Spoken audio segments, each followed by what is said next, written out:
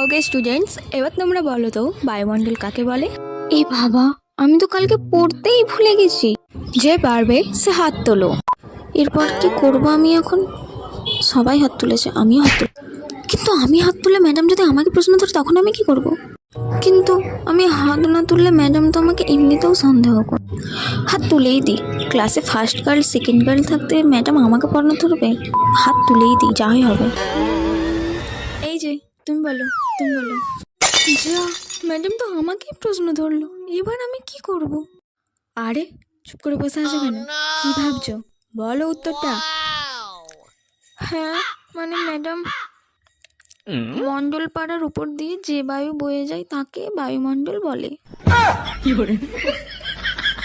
তো আমার guardian call আজকে আমি করবো, তোমার বাড়ির লোককে আজকে ডাকবো।